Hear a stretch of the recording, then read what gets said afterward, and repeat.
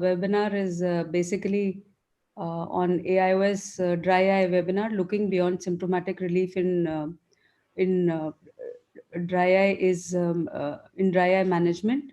And we have a galaxy of speakers with us today, and I would be introducing to you the first speaker. The first speaker, as well as my co-moderator, is Dr. Srinivas Rao, who actually needs no introduction. He's the director of Darshan Eye Clinic and Surgical Center, senior consultant ophthalmology, Apollo Hospitals, Chennai, head cornea service at Sunetra Eye Care Center, Kolkata. He's also worked at Shankara Eye Hospital in Coimbatore. He's the honorary associate professor of Chinese University of Hong Kong and visiting professor of Shantou University, PRC.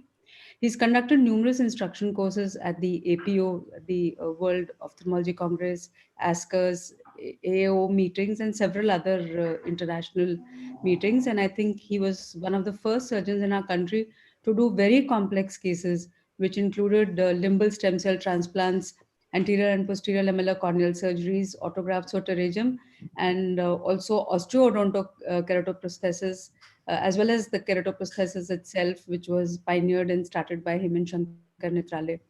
He has numerous publications in the international peer-reviewed journals, and I would request him now to give his talk. Dr. Srinivas Rao. Thank you, Namrata. Let me just get my screen shared. Okay.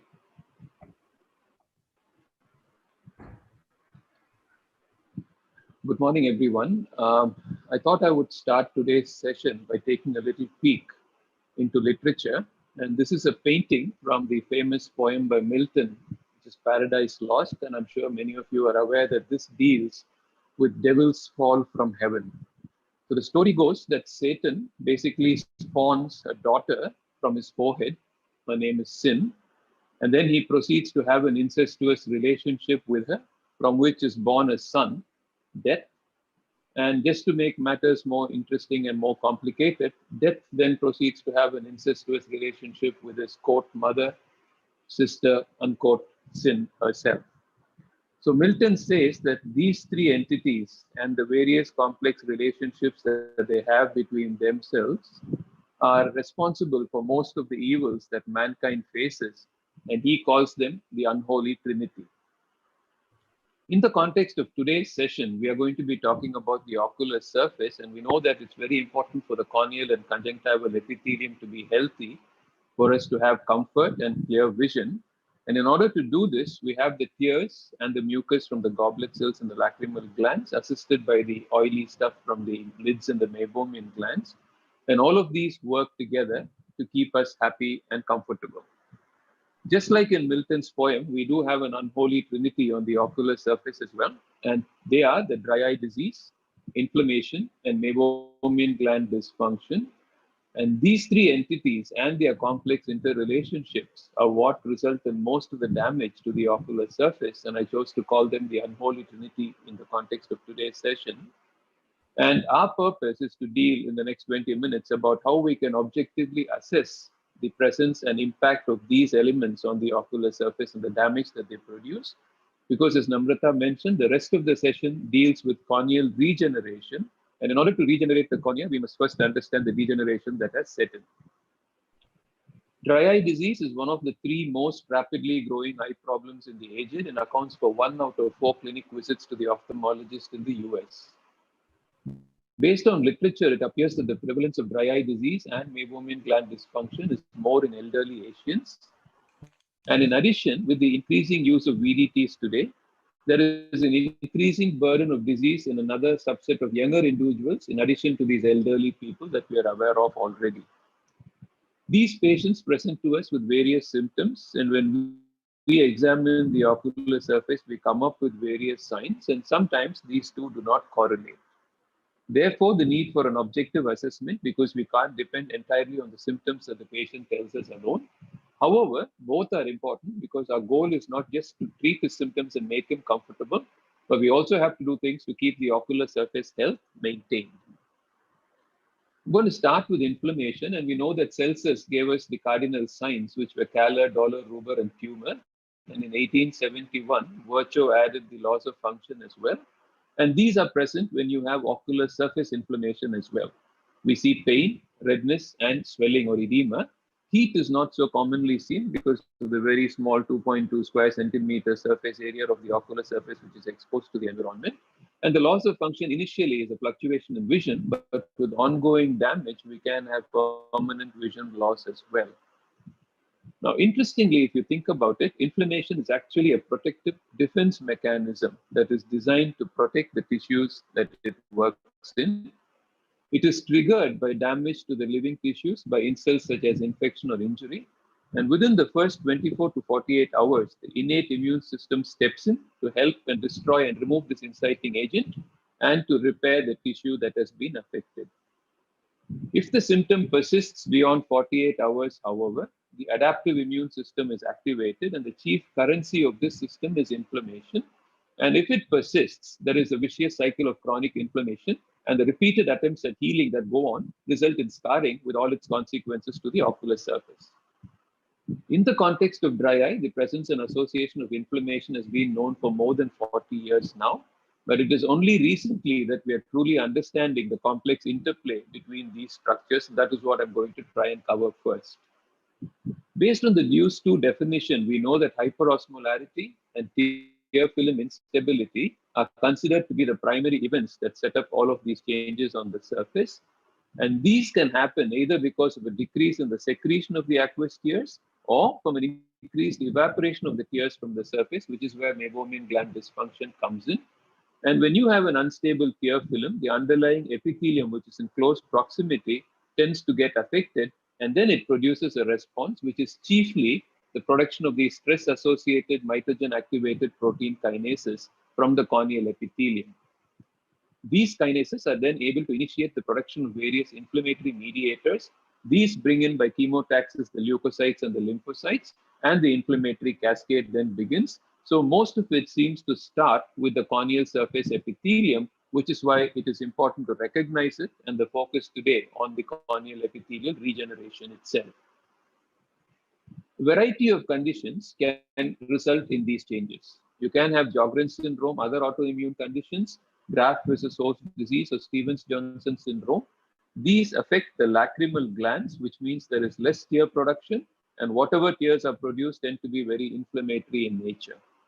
On the other hand, you can have surface elements like chronic contact lens use, medication toxicity, surgical trauma, or neurotrophy. These affect the nerves, then the afferent arm of the feedback loop is affected and less tears are produced.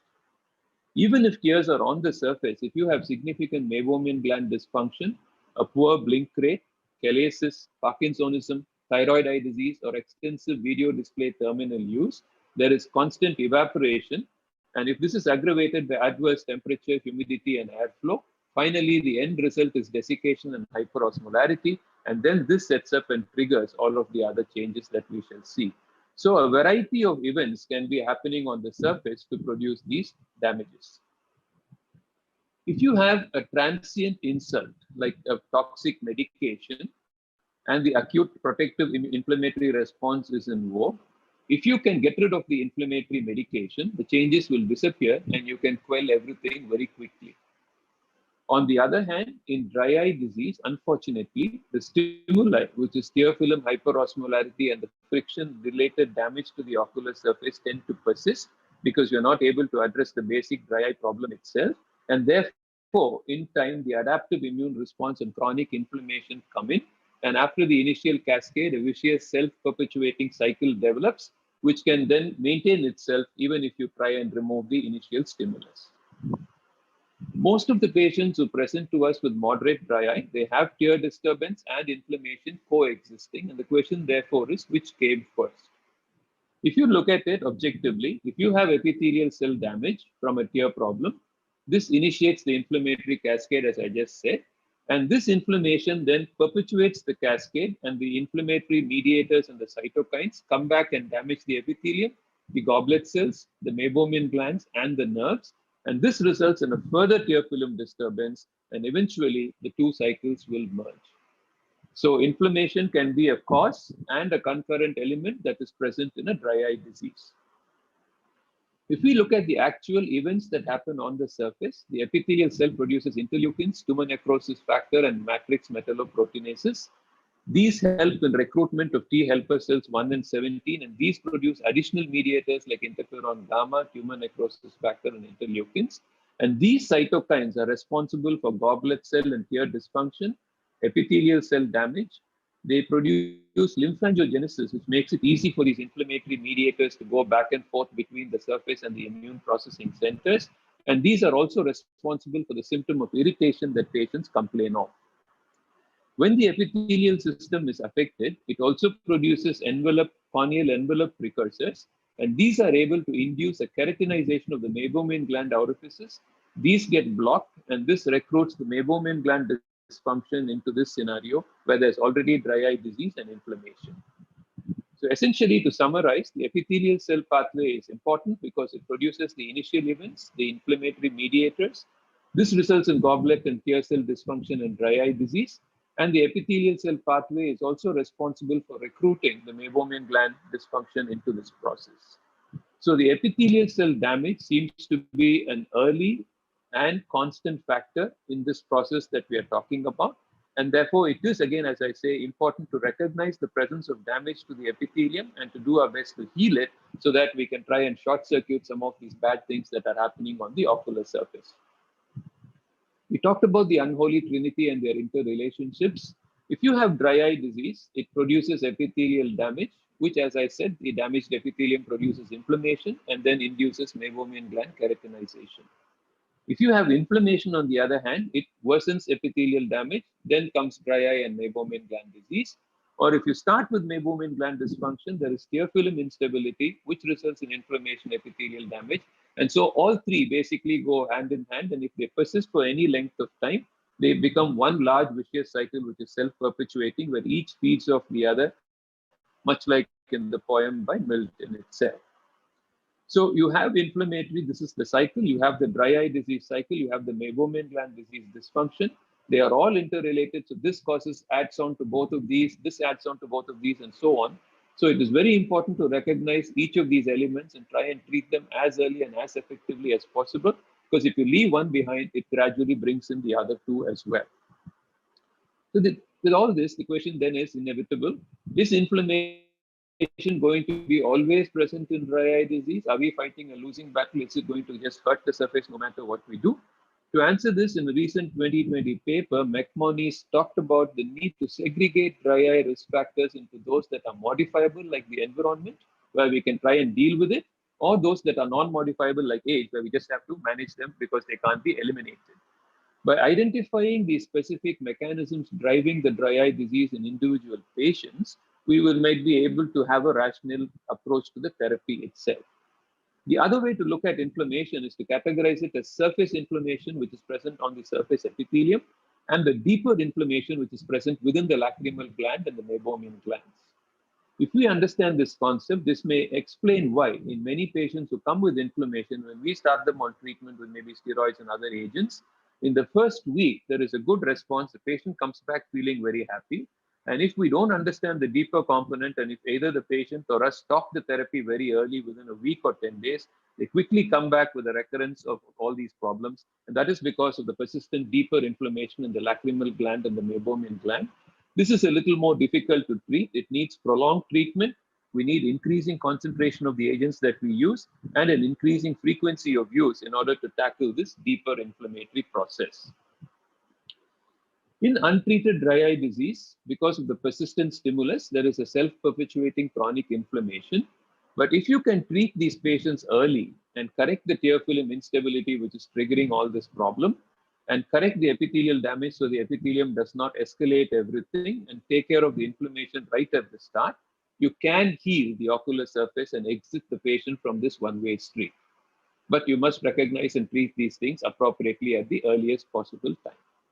The other approach to this was described by Rolando et al. In a paper about 3-4 months ago, where they talked about the importance of looking at the patient's symptomatology. If the patient has symptoms only in response to specific events and they occur occasionally, he termed it sporadic. If it is in response to a specific insult but happens little more frequently, he called it intermittent. On the other hand, if there is no specific trigger and patients have symptoms on most days, it is persistent. And if they have it all the time, it is permanent. He said that the importance of recognizing the symptom complex is because in the first two, you can try and exit the patient by paying attention to these factors. But if they have persistent or permanent symptoms in the absence of any specific inciting trigger, it probably means that they've already lost their compensatory mechanism, they've shifted into the vicious cycle, and here treatment is concentrated more on damage control and maintenance of this chronic process. So we talked a lot about inflammation and its importance. So clinically, the relevance, how do we recognize its presence? We know that you have point of care tests like the tear lab for osmolarity, the inflammatory for MMP9 levels, and there are other evolving tests for other inflammatory markers. But these are generally not practical for day-to-day use in a general ophthalmology clinic. So clinically, you can look for the presence of ocular surface redness, and especially if it is associated with conjunctival edema, this is a significant sign of inflammation. Studies have shown that if you have staining of the conjunctiva with the lissamine green dye, it concurs with the presence of inflammatory markers and is a very specific and sensitive sign for the presence of inflammation. So also lip cough or lip parallel conjunctival folds, especially in the inferior temporal region. This is because inflammatory MMP9 causes a dissolution of the subconjunctival stroma, produces a loosening of the conjunctiva, and in a dry eye, when there is increased friction during blinking, this loose conjunctiva is thrown into these folds. So these three are the clinical signs that we can look at in these patients. The redness can be just clinically categorized quickly and easily as mild, moderate, or severe based on your semi-quantitative scaling. Or you can use the standard grading scales like the Efron or the CCLRU scale to quantify it. Or you can take a digital approach where you can basically digitize the picture, and the pixels where the color is red can give you a quantifiable score itself. The presence of lissamine green staining on the conjunctiva is important as far as inflammation is concerned, and also documents the extent of epithelial damage. And this is something that is cheap, easy, and inexpensive, and all of us can do it. As far as the tears are concerned, you can measure quantitatively the height of the tear meniscus using an automated device, or clinically, you can use a Schirmer to provide a surrogate measure. The other aspect of tear function is the tear turnover itself. It's not just the production of tears or the quantity or the quality, but also the turnover. And this is done using fluorescein tear clearance test. But again, this is something that's a bit cumbersome, and you don't normally do it in a clinic situation where we limit ourselves to looking at the volume of tears. For meibomian gland dysfunction, we have to look at the anatomy of the glands, the physiology in terms of the quantity and the quality of the secretion, and the function. Basically, it stabilizes the tear film. Therefore, if it is not healthy, then you can get a very short tear breakup time. So in this, to assess the glands themselves, you can do this at the slit lamp by fitting the lid and looking at these yellow ridges, and this is a very healthy meibomian gland structure. Or you could use infrared meibography to see this in greater detail. This is a spring-loaded device devised by Cobb and Blackie to produce a graded amount of pressure on the lid. But in the clinic, you could just as easily do this by using your thumb on the middle third of the lower eyelid and putting firm pressure. The thumb usually encompasses 4 or 5 meibomian gland orifices. And what we try and look at is how many of these orifices express oil when you push, what is the quantity of the oil, and what is the quality of the oil. And this gives you an idea of the physiology. We can use lipid interferometry to measure the thickness of the lipid on the surface of the tear film to give you an idea of its functionality. Or you could use something like a non-invasive breakup time, which is considered more physiological because you're not adding fluorescein and a solution onto the surface to measure breakup time. But again, this requires the use of a device. So when we talk about objective measures, they're useful, but their evaluation is becoming increasingly complex. Like I said, NIBUT, tear meniscus height, and lipid interferometry all need a sophisticated device, as often does lipid infrared meibography, and look at and grade the redness itself and to get a score. There are devices available which can do all of this and give you a very nice composite report like this. So basically, if this marker is in the red, it is abnormal. If it is in the yellow, it is suspicious. And if it is in the green, it is normal. So it gives you a nice picture. You can tell the patient what is going on. But of course, this comes at a cost. General clinic which may not have access to all this, you can try and do these things instead. You can get a symptom score using the OSDI or the Ocular Surface Disease Index. You can grade the ocular redness clinically, do a fluorescein breakup time, and as long as you do it in a repeatable manner, you do get useful information. And the staining, fluorescein for the cornea and lissamine for the conjunctiva, can be very useful. The Schirmer for the tear volume and the meibomian gland assessment, as I just mentioned. And this will give you a composite picture of the various objective parameters. But no matter you get them automated way or in a clinical way, there is as yet no single gold standard dry eye sign or symptom, although clinical evaluation is possible and efficient. We must be aware of the sensitivity and the specificity of the tests that we use, and that the numbers that you get, there is a significant overlap between the normals and the dry eye patients with regards to these test results. And therefore, if you want to segregate these two categories better, more metrics must be used.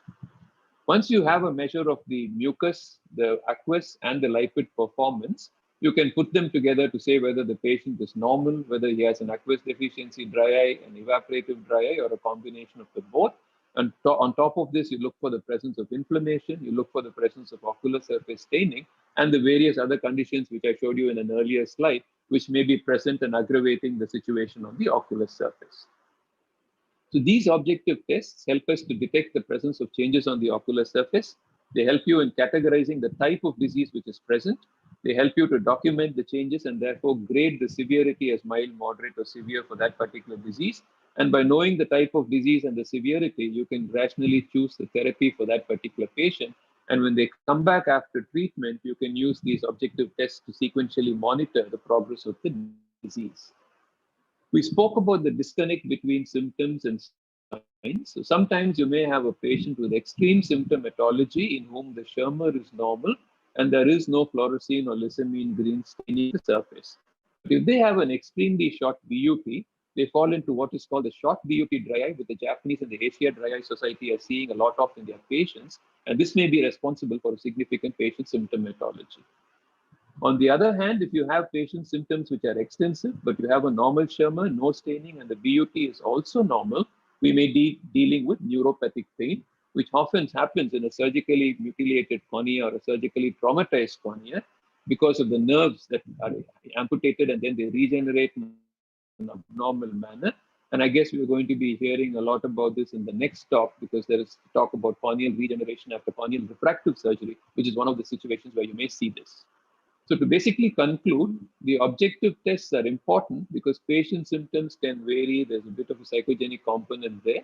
Whereas with objective tests, you know what is happening on the surface, and in conjunction with symptoms, you can use these to aid the management of these patients with a disturbed ocular surface. The tests can be done manually or automated. The difference is the time, the cost, the precision, and the fact that the automated tests are generally non-contact with cell. However, staining is something that remains an extremely important process because all it requires is a ₹1 fluorescein strip. And if you have a blue filter and a green filter on your slit lamp, you can use that itself to assess the conjunctiva also without lissamine. And no matter what the disease process that is affecting the surface, no matter what the pathway is, no matter the presence of inflammation, dry eye, or meibomian gland dysfunction, ultimately, the damage to the surface is the final common outcome of these diverse processes, and staining picks up that particular damage based on which you can assess the disease presence, severity, and then the treatment approach that you want to take. We do have point of care tests that are available already and which are still evolving for various markers on the surface, but as yet, their role in routine clinical evaluation is unclear because of the cost that is involved with these processes. So that's pretty much what I had to say about my talk. And I'm going to just now have the next talk, which is going to be given by Professor Kim. Professor Mi Kum Kim is from the College of Ophthalmology and Medicine at the Seoul National University. She has a specialty interest in cornea, in corneal regenerative medicine, in ocular immunity, transplantation, dry eyes, and ocular surface disease, and therefore is very eminently suitable for what we're going to be speaking about today. She has extensive publications in very, very prestigious journals like the Journal of Tissue Engineering and Regenerative Medicine, the American Journal of Transplantation, the Journal of Allergy and Clinical Immunology, and of course, the Journal of Korean Medical Science, among many others. She has a clinical and a research interest, and therefore is very well suited to present the next talk, which is going to be about corneal regeneration. And I invite Dr. Kim to do her talk now, please. Thank you. Thank you very much for your kind introduction. And I'm very happy to join your great symposium. I already have my presentation recorded, so I think please start my recorded presentation. Yes, Professor, doing it right now.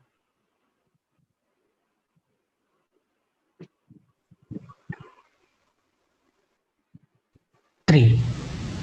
Dear delegate, I'm Migum Kim from Seoul National University Hospital. I deeply appreciate the organizing committee for kind invitation. I hope this virtual presentation contribute to your session interesting and India Web Symposium will be successful. And I wish we all together get through this COVID disaster. Today, I'm going to talk about the corneal regeneration in dry eye disease following refractive surgeries. Main topics are as follows. The worldwide epidemiology shows 15 to 30% of DED prevalence. And I was just told that in northern part of India, the prevalence is up to 30%. Usually, DED following refractive surgery is transient. However, about 20% can become chronic DED. The first definition of DED is tear-film disorder with ocular surface damage. The revised definition is similar, but it has newly included neurosensory abnormality and inflammation. Most type of DED lies somewhere between the aqueous deficient and the evaporative. Among the risk factors of DED, corneal refractive surgery is getting popular around the world, and post-refractive DED is one of the common causes. Given the cornea is highly innervated tissue and the tight junction of the epithelial cells is utmost important as a barrier function, the corneal refractive surgery inevitably disturbs the homeostasis of nerve and epithelial cells. The core mechanism of dry eye means at any risk factors decreasing the tear stability causes a vicious cycle between the reduced stability and the epithelial damage through the ocular surface inflammation. As you know, the LASIK directly disrupts the corneal lobes. The suctioning procedure damages the conjunctival goblet cells, and also the oblate shape change per se disturbs the tear film stability. Decreased sensitivity reduces the blink rate, resulting in the meibomian secretion decreasing and increasing the evaporation. Nerve damage directly reduces the tear secretion. They all together end up with ocular surface damage, making this superficial punctate keratitis and vision worsening. How epithelial cells are damaged in dry eye disease following refractive surgery. The function of hyaluronan is important here. The hyaluronan is important matrix for stromal frame, as well as intercellular space lubricant between the epithelial cells, and also the promoter for wound healing as a provisional matrix for a basement membrane. Epithelial cell can make a small amount of hyaluronan. However, most of hyaluronan is synthesized by stromal keratocyte. When we do LASIK SMILE, stromal keratocyte die in ablating zone and periphery near the ventricle, which is removed in SMILE. Therefore, the hyaluronan synthesis decrease and it affects both wound healing and dry eye. Decreased ECM, including hyaluronan intercellular space, contribute to friction and rigidity between the cells, decreasing the transepithelial pressure dissipation against gravity and against the friction. Also decreasing the intercellular shear because reduced the elasticity. It induced the cell stress and inflammation, leading a vicious cycle of DED. As well, following factors are added to aggravate DED and abnormal wound healing. Nerve-producing cytokines such as nerve growth factor and substance P, which is very important for epithelial cell survival and homeostasis, is also decreasing. With the stromal apoptosis, the epithelial stromal fibroblast interaction is also decreasing, with reduction of adhesion molecules and tight junction molecules and cell survival cytokines. In addition, the eye drops such as steroid induce the epithelial thinning, and preservative in eye drop can also disrupt the transcellular mucin layer. Here you can see the fibroblast conditioned media enhance epithelial cell migration, which is greater than with substance P containing media and the control. That means stromal apoptosis and nerve apoptosis are key factors in the pathogenesis of dry eye disease and delayed epithelial regeneration in post-refractive surgery, along with the secondary effects such as less blinking, Meibomian gland dysfunction, and reduced tear secretion. This cross-sectional study shows corneal nerve damage following refractive surgery is long-lasting. SMILE had better nerve preservation and regeneration than LASIK, but neither procedure had recovered the nerve density back to normal, even at 5.5 years. Whereas the morphologic regeneration of the basal corneal nerve started shortly after PRK ablation and was substantially completed within the 30 days later. In contrast to LASIK, the prospective longitudinal study showed nerve density back to preoperative level within 2 years after PRK. Reassembly of a basement membrane and adhesion molecules are rapidly restored in PRK. In vivo confocal microscopy revealed the epithelial morphology, the subbasal and nerve fiber morphology and density, as well as the stromal keratocyte density are very stable up to 20 years of follow-up in PRK patient, which means PRK rapidly restored nerve and stromal cells and very stable to the 20 years. It also corresponds with the recent meta-analysis data with 14 randomized control studies showing significant reduction of tear VUT in LASIK and significant reduction of tear secretion in LASIK than in SMILE and PRK, suggesting less damage of nerve. Taken all together, nerve regeneration, stromal cell repopulation with ECM restoration, including here neuronal and adhesion complex, and tear homeostasis restabilization with growth-promoting cytokines, all affect epithelial cell migration, proliferation, and differentiation after refractive surgery. One study revealed both NGF and omega-3 fatty acid promoted nerve regeneration 8 weeks following a PRK in animal study. We know we don't have the commercially available neuro growth factor, but sometimes the autologous serum have a nerve growth factor. So if you think the wound healing is delayed, and we can apply the autologous serum based on this data. to improve a dry eye outcome in post-refractive surgery. I know some of the drugs is not available in India, but for the scope to improve dry eye outcome in post-refractive surgery, I mentioned all of these drugs.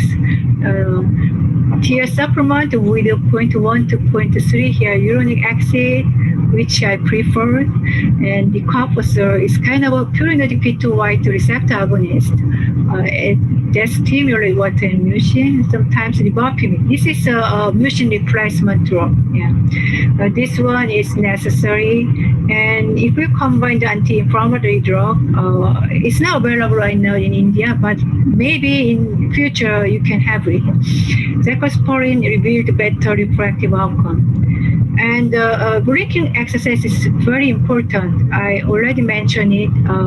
We have reduced the blinking rate, which results in the secretion of meibomian gland secretion is decreasing. So encouraging blinking exercise helpful to restore the MGD management. And in severe cases of dry eye, you can apply the punctal plug and autologous serum, which contains nerve growth factor.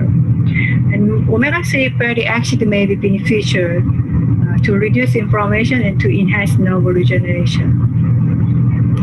Actually, in my real practice, I use the preservative for hyaluronan, decompressor, cyclosporin, and blinking exercise for the post-refractive surgery dry eye. Just switching gear, about the diagnostic parameters, they are very recently advanced with technological development.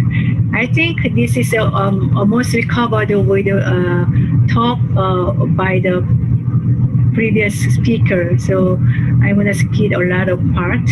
I'm gonna just keep focusing on the staining. Using the corneal topography system and keratometry and interferometry, non-invasive BUT is available and with a comparable sensitivity and specificity to conventional fluorescent BUT. To evaluate the epicellular regeneration, staining pattern measurement is very important. The location and the severity of superficial punctate epithelial defect, which only involves superficial and sometimes wing cell layers, depend on disease. So in post-refractive dry eye disease, combined with the neurotrophic portion and poor blinking, the interpalpebral and or the inferior part of superior punctate keratosis are commonly seen. The staining area is different depending on which dye you use. Fluorescent stained cell deficient site, whereas rose Bengal stained cells that are not covered with mucins, regarded as normal, degenerative, and dead cells. Examine green stains degenerative and dead cells and cell deficient site. For corneal staining, I usually prefer the fluorescent, and for the conjunctival staining, I prefer the Lissamine green. Here, I think the first speaker talked about in detail. The NUI grading and Oxford scale are commonly used in Korea. And I prefer this one because it is scored 1 to 15. So we have very narrow scale of data to examine and to measure the patient with the details.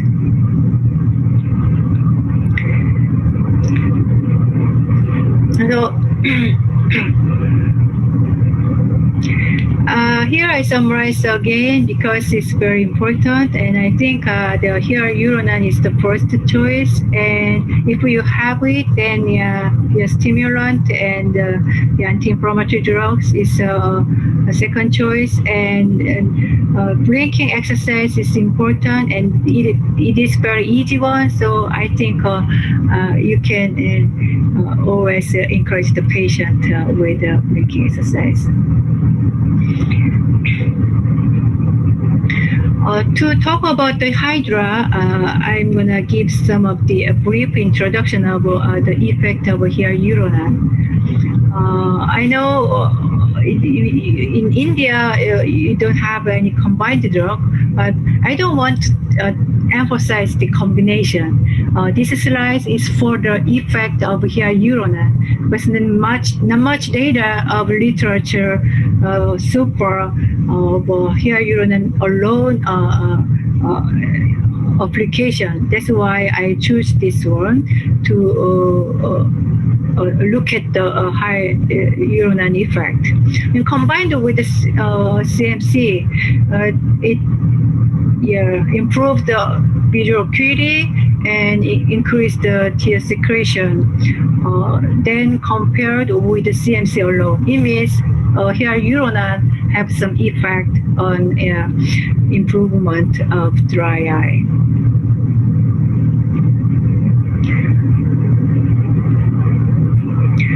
This another randomized control study. Also, they combined with hyaluronan and decompensor. And this combination also improved the symptom of dryness as well as the visual acuity improvement. So I think the hyaluronan have some effect of the tear secretion and the visual improvement. Well, hyaluronan has the anti-inflammatory properties, like hyaluronan binding CD44 activation is correlated with superior suppressive activity. And hyaluronan, this is a receptor for hyaluronan. CD44 also limits polymononucleoside infiltration. So hyaluronan has anti-inflammatory activity, and hyaluronan also holds water and acts as a lubricant.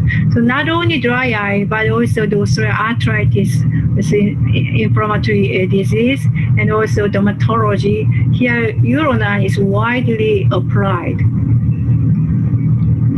This in vitro efficacy study also showed the water retention with 0.1 hyaluronan was significantly higher than CMC or HPMC all the time.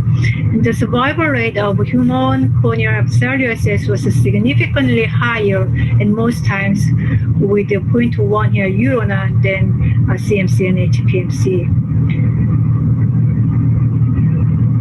Recent meta-analysis data using 7 randomized control studies, including about 900 eyes of dry eye disease, showed hyaluronan demonstrated improvement of tear secretion here compared to non-hyaluronan preparations. But there is no difference about TBUT between the groups. But I know the single animal study or the just homogeneous group study shows TBUT increase when you use the hyaluronan. And this meta-analysis includes a different group of study, and this the patients are not homogeneous, very heterogeneous. So sometimes that affects the data. So I think about the TBUT, further investigation should be warranted. And I heard the 0.1 sodium hyaluronate named Hydra is new launched in India. Congratulations. I'm going to talk about a little bit more specific about the Hydra. Purified sodium hyaluronate ophthalmic solution is indicated for the dry eye due to environmental condition. It is extracted from rooster cresta and long chain unbranched glycosaminoglycan and has intermediate molecular weight. pH is 6 to 7, isosmotic, and includes C12 bar 0.0015. Unlike the conventional artificial tears, hyaluronate not only holds up the water and promotes the epithelial healing. I already told you before about the mechanism. When the epithelial cells are defected, the first fibronectin expresses in the deficient site, cell extended in the horizontal direction of fibronectin, and extended cell proliferate and differentiate in a vertical direction. Hyaluronan is a provisional ingredient of basement membrane, and also intercellular space lubricant between the cells. So after hyaluronan installation, binding with fibronectin increase and cell extend earlier than spontaneous recovery because reducing intercellular friction means less inflammation and less stress. Also, hydride binds to mucin, which restores the tear film stability, decreasing evaporation. About the T beauty, I told you meta-analysis did not show any difference, but I think this single study also showed the effect. So yeah, we should further investigate. Hydride delivered to aqueous layer with intermediate molecular weight, 600 to 1,000 kilodalton, which are most appropriate for ophthalmic topical drugs. Each gram of hyaluronate is able to hold up to 6,000 times its weight of water molecules. This animal study investigated by Dr. Yoon in Korea also supported 0.1 to 0.3 hyaluronan application, increased tear film and decreased ocular staining in dose-dependent manner. Actually, I have a lot of clinical data, but I was told the next speaker will tell about the clinical study, so I skipped all of the clinical study about the 0.1 hyaluronan data. But I think I should mention the preservative because the Hydra includes 0.0015% C12 bar. Here is the data scanning electron microscopic photographs, compare the different the bar ingredient. This one is C12 bark, and this one mixture, bark mixture, and this is C14. Compare with these two, yeah, you see the exfoliative material can be seen in the epithelial cells. Here, the C14, C12 bark did not show any ocular epithelial toxicities. And also, ocular toxicity of C12 bark was not seen up to 39 weeks when it applied to the levid corneal surface, which means the hydra, including the 0.0015 C12 bar, can be applied without ocular toxicity at least 9 months. Final question is how long we should apply hyaluronan for the following refractive surgery. That depends on how long the corneal stromal remodeling lasts after ablation using excimer. This study presented by day 180. Stromal thickness was almost completely restored. The stromal cell population occurred below the ablation interface by then. You can see the collagen and the stromal nucleus keratocyte. Stromal keratocyte nucleus were normalized by 6 months, and the hyposmos actin and fibronectin. This is provisional molecules for stromal wound healing. Disappears by 6 months, which means stromal wound remodel was completed by 6 months. And it also means epithelial stromal interaction is restored within 6 months with adhesion complex ECM back to normal. And through that, we can think we should apply the hyaluronan at least for 6 months until the completion of stromal wound healing. Here is one of my cases, 26 years old female who underwent LASIK in local clinic. 1 month later, dry eye disease and superficial punctate cataract developed. So she was referred to me, and actually in Korea we have preservative-free hyaluronan. So I applied preservative-free 0.1 hyaluronan every 2 hours for 6 months, and you can see SPK disappeared by then. So wrapping up a key point in post-refractive surgery, DED is very common side effect of refractive surgery and sometimes becoming chronic by 20%. Key concept of corneal epithelial damage and dry eye disease following refractive surgery is that nerve and stromal keratocyte damage. This is first one, and they're accompanied by the ECM decrease. And shape change also contribute to the abnormal wound healing and dry eye disease. Delayed nerve regeneration in DED is largest in LASIK and less in SMILE, at least in PRK. To improve visual and dry eye outcome, we can apply hyaluronic acid to promote wound healing and tear retention. If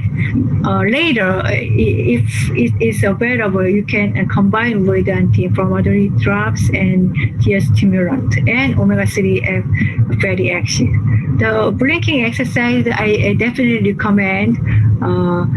It's very simple one, and you should apply the hyaluronan at least 6 months, 3 months until the completion of stromal wound healing. Thank you very much for your attention.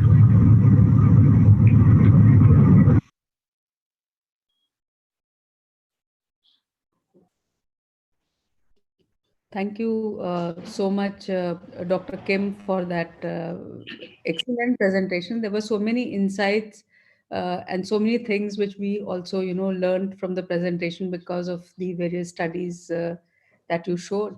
And before we take up any questions, I would request the admin to please play the sponsor's video. Sorry, I cannot follow you. Please slowly speak again. Okay.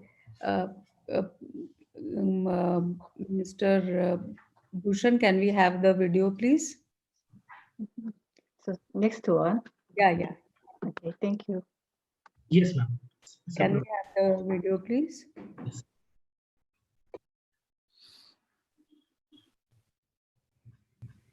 There is no audio in this. Are uncomfortable and causes visual dysfunction in patients. This is due to the abnormality in quality, quantity or hydrokinetics of tear drops, leading to the instability of the tear film or damage to the ocular surface. Higher Dry has a special macromolecular network structure that provides high moisture. 1 gram of Higher Dry can combine with 6,000 times its own weight in water. Characteristics of Higher Dry as a non-Newtonian liquid make it possible to cover the ocular surface evenly with low viscosity while blinking and high viscosity while staring. This provides a unique level of comfort for patients. Higher Dry interacts with secretory mucin and transmembrane mucin, which increases its viscosity. Therefore, it can adhere to the surface of the cornea and provide efficient and long-term protection. Meanwhile, Higher Dry prolongs its residence time on the ocular surface, which makes tear film stable, extends its breakup time, and lubricates the ocular surface longer. The natural healing ability of damaged corneal epithelium consists of 2 physical processes, namely migration and proliferation of epithelial cells. Many ocular surface diseases can destroy the corneal epithelium's integrity, leading to epithelial cell damage and desquamation. Higher Dry works in conjunction with fibronectin, which accelerates the extension and migration of corneal epithelial cells and promotes the healing of corneal epithelium damage.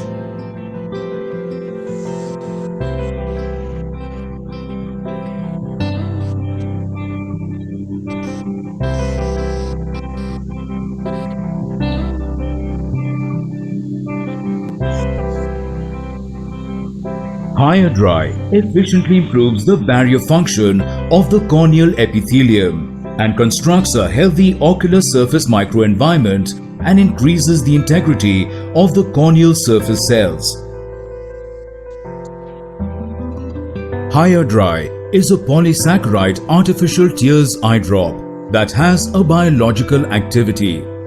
The molecular weight of refined hyaluronan and effective constituent of higher dry is in the best range for treating dry eye.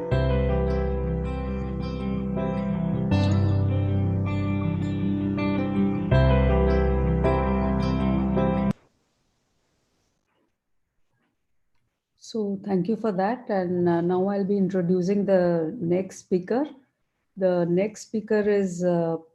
Bhaskar Srinivasan, a very good friend of mine who did his MBBS in 1997 from Mumbai University and subsequently did his MS from AFMC in Pune. He completed Cornea and External Disease Fellowship from the world-renowned ophthalmic hospital, the Shankar Nethralaya in Chennai, and then joined there as a consultant. And presently, he's working as a senior consultant. And we all know that he's done a huge amount of work on ocular surface disease as well as keratoprosthesis. He's well versed with the various types of lamellar, corneal, and refractive surgeries and has many publications in the field of his interest. He has participated in various national and international conferences and particularly spoken on ocular surface disease, dry eye, keratoprosthesis, chemical injury, and Steven Johnson syndrome, which are cases actually which very difficult to treat. He is a part of a unique team in Shankar Nethralaya where patients with all kinds of ocular surface disease are treated, whether it is stem cell based treatment or keratoprosthesis. And he's involved in the cornea postgraduate training program of Shankar Nethralaya Hospital as well. And of course, I did not know this to add the lighter side to his personality. He loves to play badminton and is an avid sports enthusiast. So I would now request Dr. Bhaskar to please give his talk, and his talk is on look beyond symptomatic relief. Thanks, Dr. Nandita, for the wonderful introduction. I'll just share my slide. Is the slides visible? Yeah.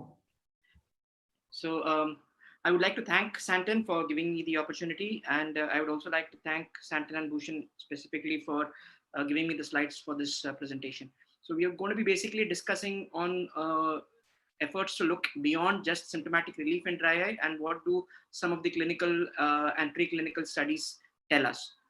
So when you look at dry eye, according to the latest DUS2 guidelines in terms of definition, the most important words are that there is a loss of homeostasis of tear film, there is tear film instability, there is hyperosmolarity, ocular surface inflammation and damage, and neurosensory abnormalities are there. So all these together play a role in making the patient symptomatic and causing changes on the ocular surface.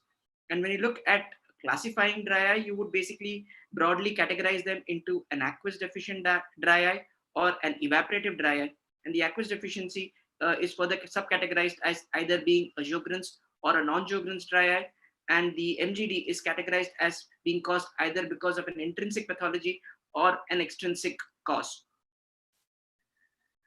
There's also another way of classifying dry eye apart from the DUS2, and this was actually given by the Asia Dry Eye Society, and there they came up with the concept of tear film oriented diagnosis and tear film oriented therapy, where they primarily looked at the stability of the tear film with respect to the tear film breakup and the pattern of breakup. And based on the pattern of tear film breakup and the timing of tear film breakup and the movement of the tear film on the ocular surface, we would be able to categorize what is the component of the tears that is affected, whether it's the mucin which is affected, whether it's the aqueous which is affected, or whether it is the lipid layer which is affected. And based on the primary component which is affected, they came out with an algorithm as to what would be the lubricating drops or what would be the medications that would be given. So when you look at the in general algorithm, when we look at a dry eye treatment pattern, and when we start treating patients, you have environmental strategies which you might need to address. Most of us primarily look at tear film supplementation with artificial tears, and that forms one of the most important arm of our treatment. But as the disease severity increases, you would have to consider tear retention strategies, stimulation strategies, and biological substitutes, along with the role of anti-inflammatory therapy. The DUCE-1 guideline initially came up with a very good algorithm in terms of the grading of the dry eye and the medications that you would use in each grade. And the DUCE-2 continues with the same, there's with a few additions. So when somebody is graded with a step 1 dry eye or a level 1 dry eye, you're basically looking at just environmental or dietary modifications or removing or eliminating the offending agents. You're looking at eyelid therapies if there is a little bit of MGD. Step 2 is actually important because this is the time that we would be shifting from probably a preservative lubricating drop to a preservative-free lubricating drop. And here is the role for an anti-inflammatory molecule such as cyclosporine. And in fact, if we delay the use of cyclosporine beyond this and it goes to step 3 or step 4, then maybe even cyclosporine would not work. The newer additions today with the advances would be in terms of probably using lipitigrast, even though it's not available as yet in India. Topical chloroquine we do have available in India, and some of us do use it, but again there's not much of literature based on its use. Again, in step 2, especially with the advances in meibomian gland treatment technology, you could probably put in the LipiFlow or the IPL if the MGD is severe. You could look at punctal plugs as temporary measures in step 2, and if it progresses to step 3, you're looking at a permanent occlusion with either a cautery or a permanent plug, or you're looking at therapeutic contact lenses such as the PROS lenses or biological substitutes. And surgical options would be for a step 4 where there's already ocular surface significant damage. So when you come to sodium hyaluronate, a 0.1%, and when you look at the mechanism of action versus some of the other lubricating drops in the market, an artificial tear supplement basically just replaces the water and it washes off whatever debris is there on the ocular surface. Whereas sodium hyaluronate, in addition to replacing the tears, also increases the stability of the tears on the ocular surface, and it has a beneficial effect on the corneal epithelium, and it accelerates epithelial healing. So when you look at what are the evidence, you have either in terms of preclinical evidence and clinical evidence. So when you look at preclinical evidence and you look at cultured rabbit epithelial cells, in cultured isolated rabbit corneas, sodium hyaluronate was shown to facilitate the adhesion and the expansion of the epithelium over a period of time.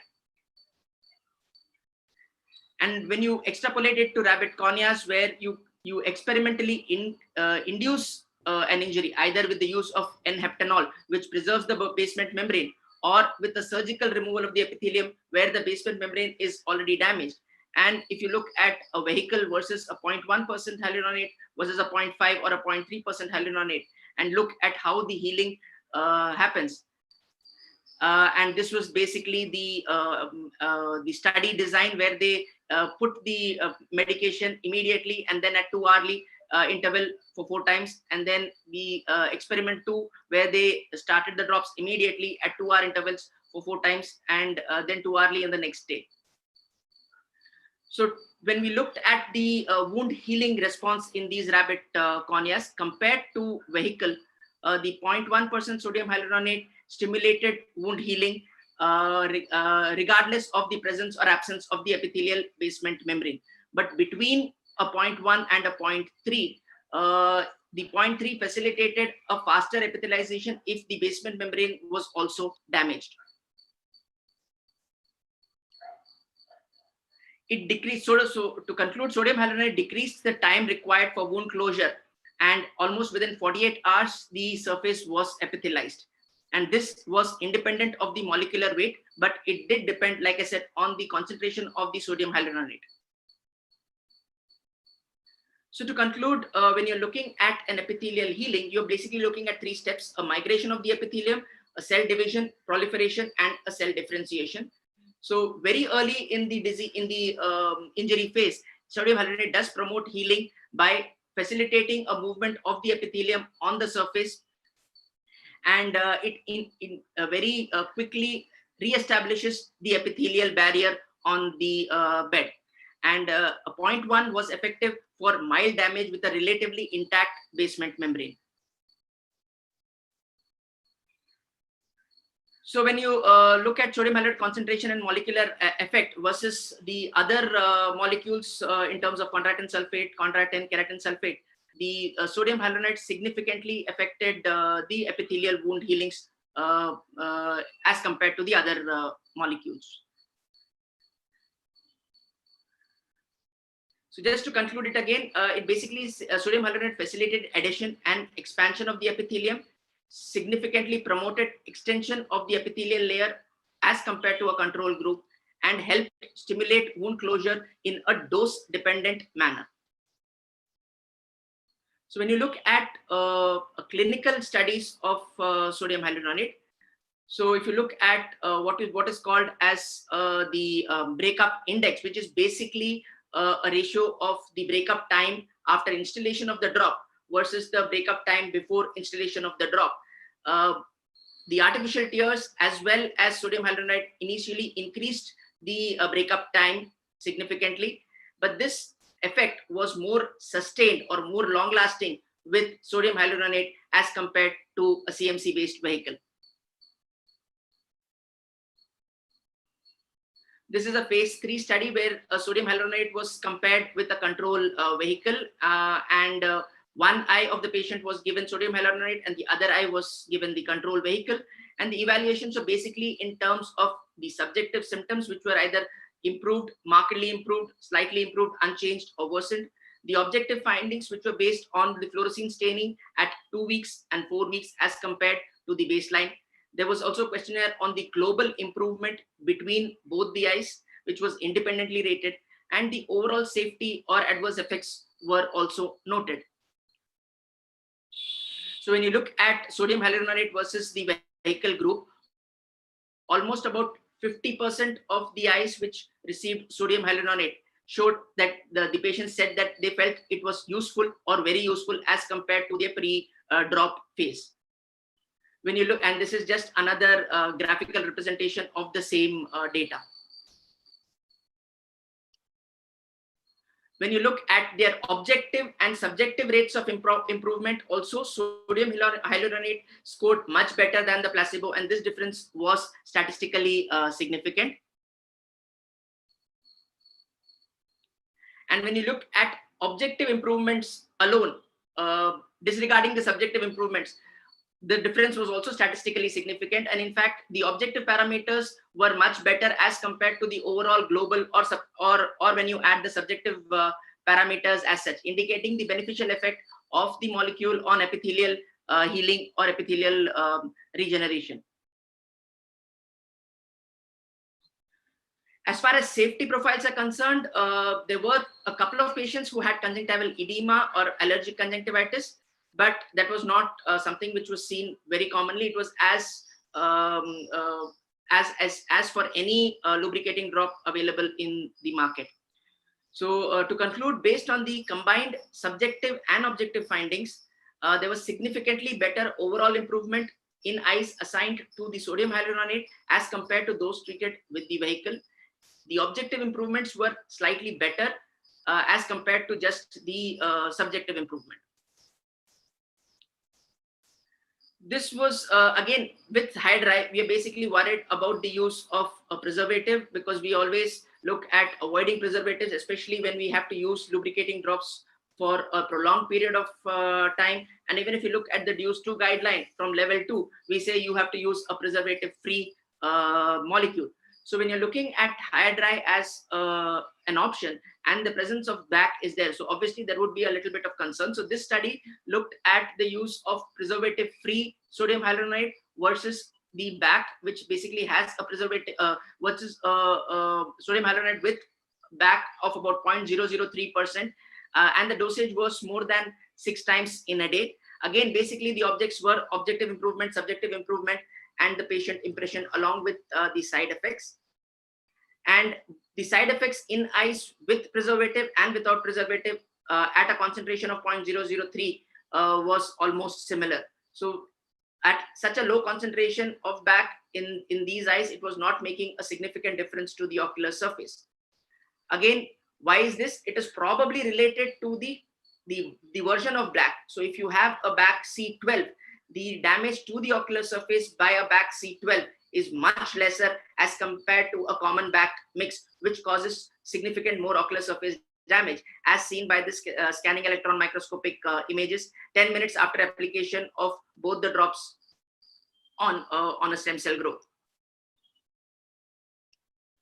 So if you are looking at a long-term administration and whether this long-term administration of drops with a lower concentration of BAC causes a problem. So we looked at this study, which shows up, this is an in-house data from Santen, which looked at sodium hyaluronate 0.05%, 0.1% and 0.3%. And for the long-term 1-year data, they looked at sodium hyaluronate 0.1% and 0.3%. And again, graded it based on subjective and objective findings. And the overall improvement was seen in almost 53% patients. And most of them had moderate or more improvement.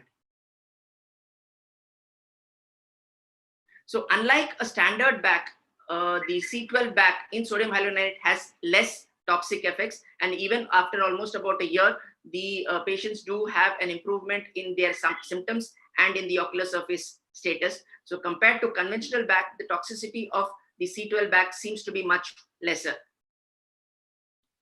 So in summary, basically sodium hyaluronate addresses both the aqueous phase of the tears because it acts as a lubricant. It holds on the lubricant on it, the tears on it, almost 6,000 times its molecular weight. And it also attaches to the mucin, stabilizing the tear film on the ocular surface. It helps faster epithelialization of the ocular surface, and it stabilizes the epithelial alterations in patients with dry eye. And thus it improves the epithelial damage, and it improves both the subjective and objective signs of patients who have dry eye disease. In addition, with respect to specific corneal wound healing and corneal epithelial regeneration, it seems to be playing an important role. So to a certain extent, post-surgery patients, like what the previous speaker said in terms of post-LASIK or post-cataract surgery, this might be a useful lubricant to use. Thank you. Thank you so much, Dr. Bhaskar, for explaining so well about sodium hyaluronate and all the various studies. I would now request Dr. Srinivas Rao to introduce the next speaker.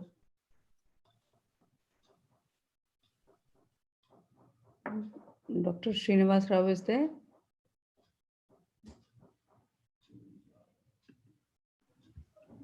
Here, we're having a lot of problems with my internet. Just managed to get I'll back. just share the screen. So Yeah, here it is. Ajay basically is a very good friend, apart from his qualifications as a wonderful corneal surgeon and ophthalmologist. In fact, he was one of my first mentors in corneal surgery when I was at Shankar Nethralaya, and I was posted with him when he was a consultant there. He was a consultant at Shankar Nethralaya and the cornea services, after which he went to Dallas to work with Dr. James McCulley as a fellow there in cornea, and I was lucky enough to visit with him when he was in Dallas as working under McCulley as well. So Ajay is a nice person. He's got extensive experience in dealing with various problems of the cornea and the ocular surface. So he's going to share with us some interesting case studies where he has used the hyaluronate-based drop system to try and treat the various problems. Dr. Ajay Dave, please. Thank you.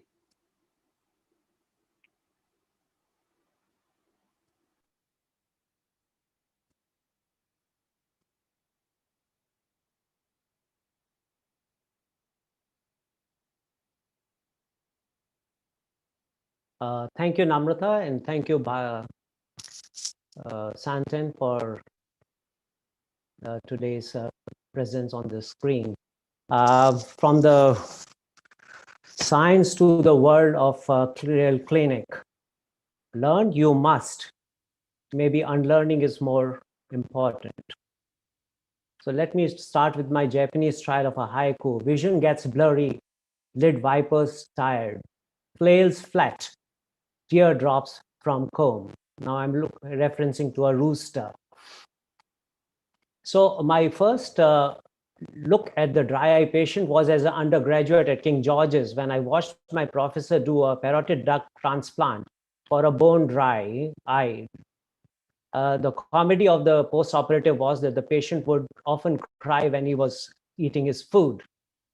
I next move on to Shankar Netralay and had a great time with Srinivas Rao as a colleague and a compatriot, I would say. We both ended up kind of making our own first rose Bengal stains. I also had the opportunity of entering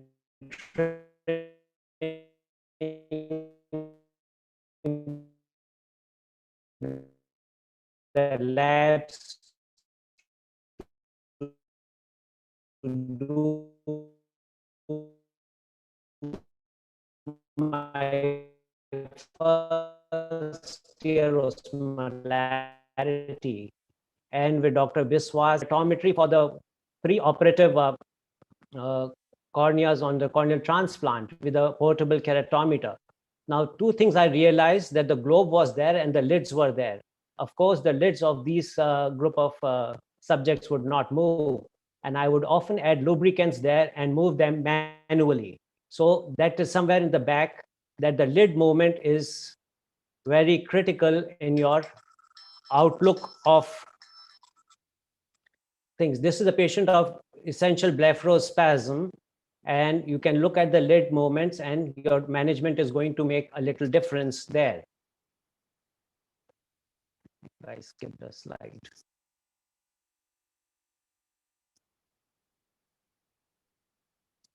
When you look at the globe, there are subtle findings there. This is the map dot finger dystrophy, and of course, an antecedent presence of dry eye states. Look at a white and dry eye in a frontal view. Now, this is a follow-up patient of episcleritis, and sometimes the findings are right now not on the visible part of your eye. And if you look at the next slides, you'll see that these are present way up in the fornices.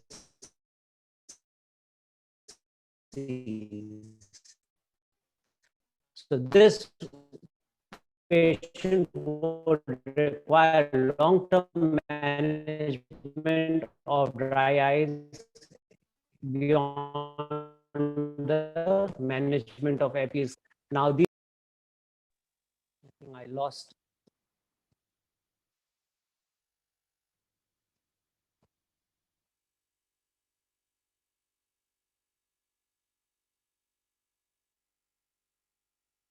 Am I visible?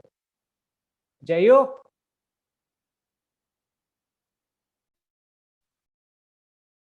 I think the screen is not sharing. There is a bandwidth issue.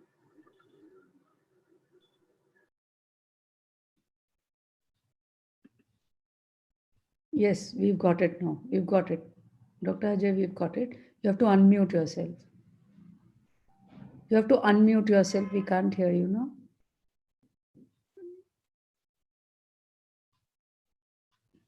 Dr. Dave, please unmute yourself. Sunil, please unmute him. Unmute Dr. Dave. Ma'am, Am I unmute now? Again muted. You were unmute for a split of a second. All good, sir. Yeah, now it's fine. Now it's fine. Okay. So when you look at these coalesced superior follicles, they are kind of disturbing the contour of the globe. Now, vernal catarrh has been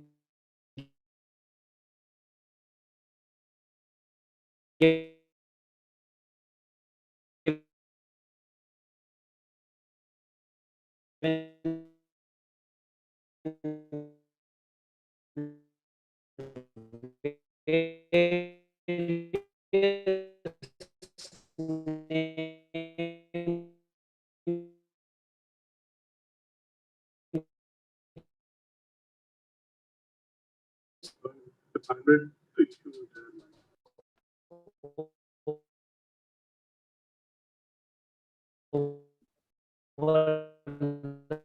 Dr. Ajay, if you stop your video, maybe your internet will work better.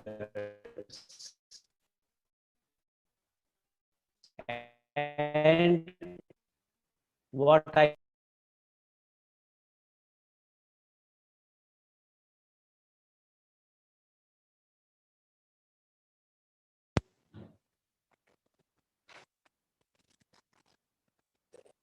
losing out again and again.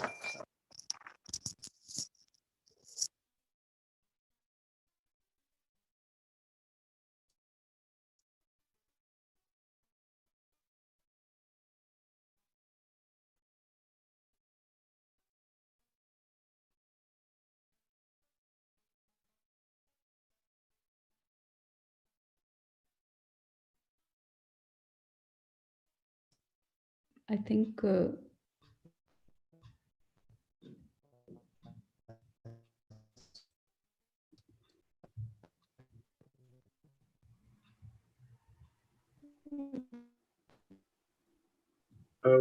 Dave, one request to just switch off your camera while you are presenting. That way you will be consuming less bandwidth. yeah, if you can put off your video, then we can just share the screen and then the bandwidth sharing would decrease.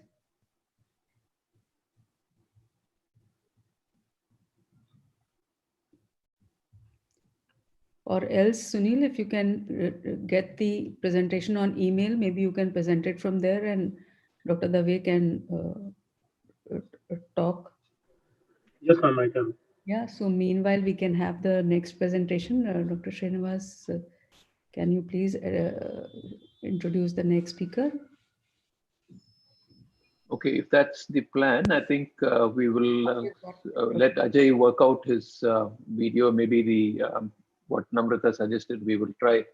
So then I guess that leaves the last speaker for now, Nikhil. If he's ready, maybe we will ask Nikhil to present. Dr. Nikhil is in practice in Bombay. He's a very well-known corneal surgeon. He deals with all manner of complex tertiary problems in his practice in cornea, in Mumbai, and he has a deep interest in allergies of the ocular surface, particularly with vernal, and he's come up with his own nomograms, which are quite helpful to all people practicing, which try and help us detect the severity and the interventional strategies that we can use. So Nikhil is going to be talking today as well. So I'm going to ask Nikhil to go ahead with his talk while we are waiting for Ajay to get his session sorted out. Nikhil, please. Thank you.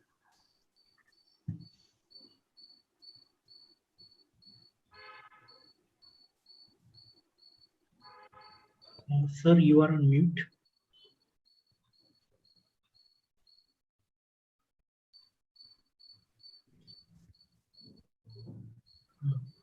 Now it's okay. Yeah, now Can you hear me? you have to just yes. Yeah, so, okay, thank you.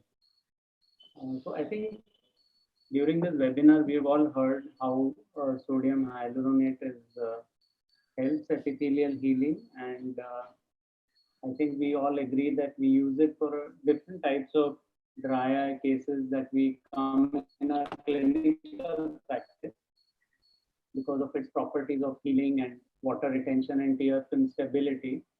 I was wondering whether we could think of and maybe discuss situations of ocular surface disorders where sodium hyaluronate will be beneficial than the other tear substitutes.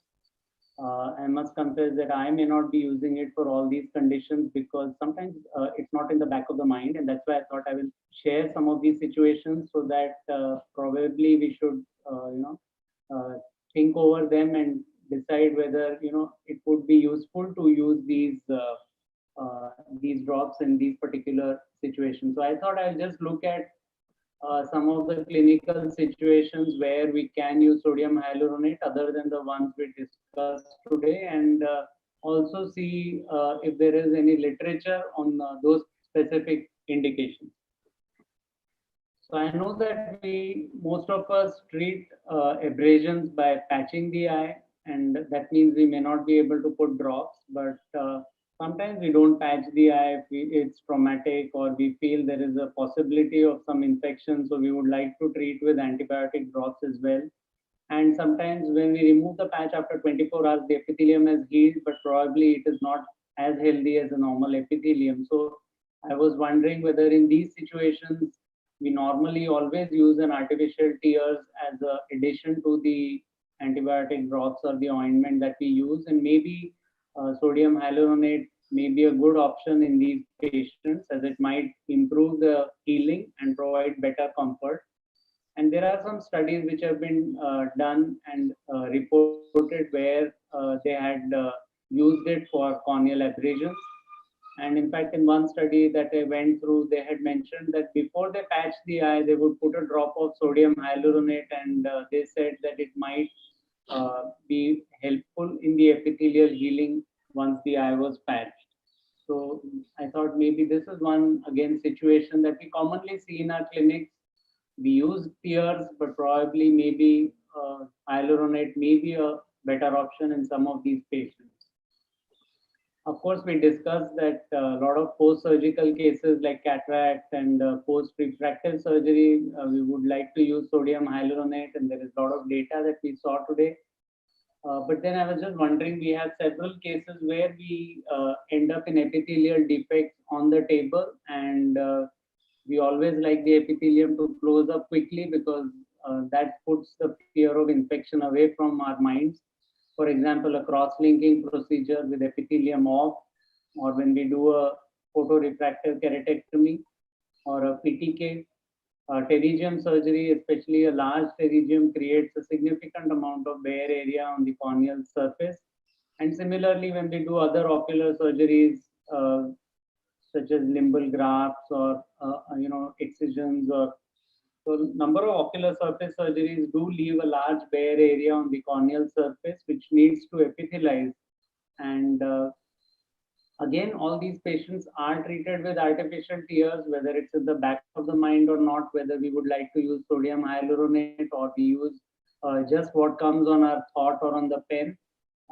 There have been some data to show that it tends to accelerate the epithelial healing following a PRK.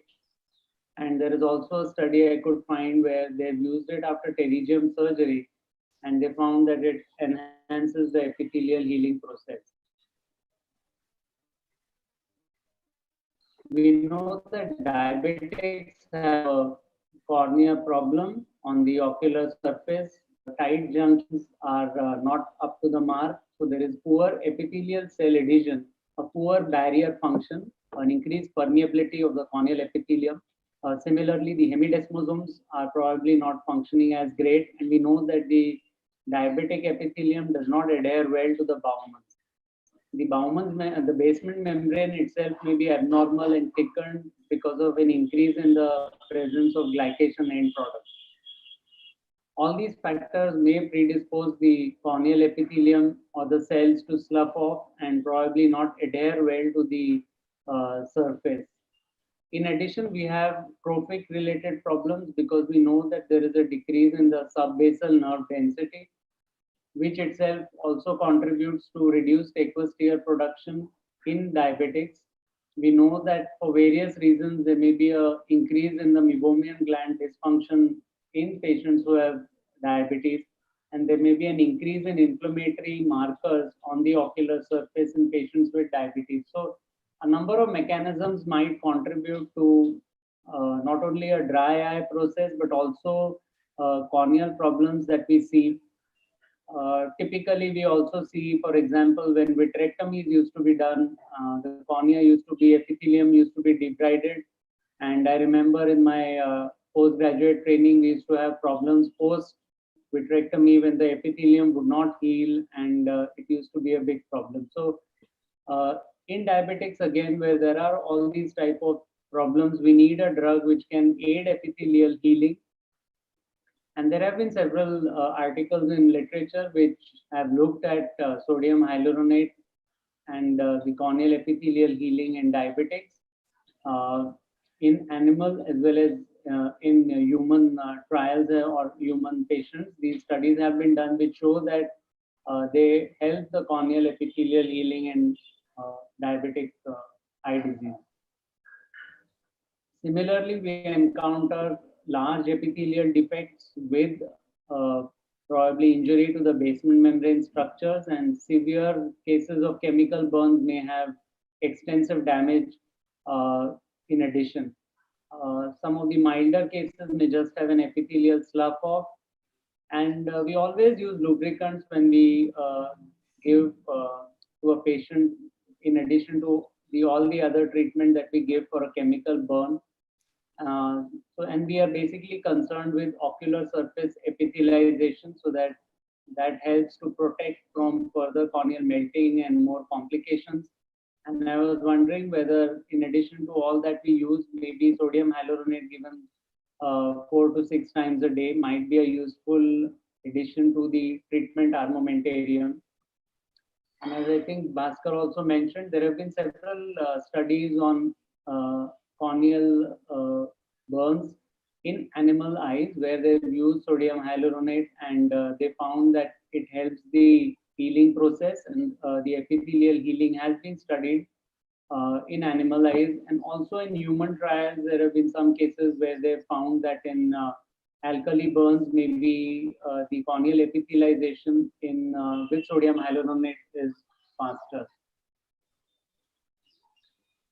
Similarly, in cornea practice, we also come across several patients who have recurrent corneal erosions where the epithelium tends to break down repeatedly. We have patients where the epithelium fails to heal. Sometimes we have neurotrophic problems, and patients who have limbal stress or limbal problems due to various reasons may have an epithelial breakdown, or the epithelium may not heal, and they may have punctate staining.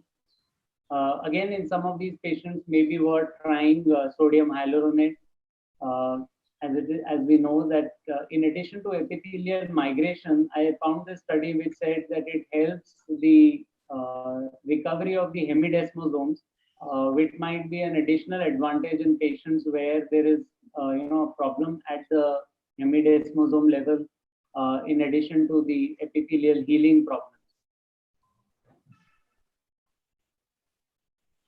When we do a corneal transplant, we often use sodium hyaluronate during surgery, and it's often that we coat the ocular surface with the residual sodium hyaluronate that is left behind at the end of surgery. And we know that probably it helps protect the corneal surface. Similarly, using sodium hyaluronate drops post-surgery might help to stabilize the corneal epithelium and the corneal healing probably faster than if we use probably other medications. Of course, it is a situation where we know the donor epithelium is going to slough off. We are using a large number of medications and often preservatives on the ocular surface post keratoplasty. The graft surface itself is neurotrophic, and there are often tear film resurfacing issues because the curvature may not be as uniform. So with all these issues, we see clinically that in the first 2 or 3 weeks following a corneal transplant, the graft is clear, but the epithelium is not very healthy, and therefore the patient often is not seeing as well as we would like to, even in the first few weeks. So probably again using a drug which might aid the epithelial healing may be a good option. And there are some studies again in literature which have looked at epithelial healing following a corneal transplant. So basically what I was thinking was that there are several indications in our clinical practice other than the routine dry eye cases where sodium hyaluronate may have an advantage because of its various properties.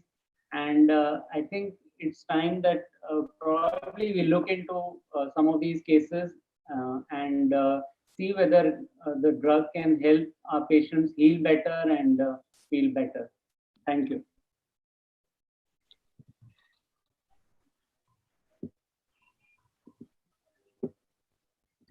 Thank you, Nikhil. I think it was covered very well that where sodium hyaluronate would have an additional role and would be more complementary in helping in epithelialization. Uh, Bhushan, do you have Dr. Ajay Dave, can we begin with your presentation? Yeah, sure. I'll start from where I stopped. Yeah.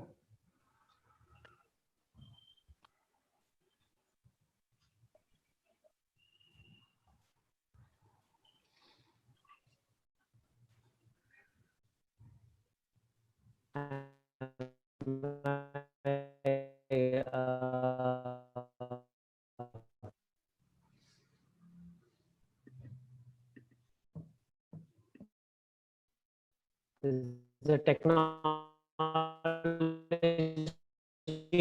helping me this time?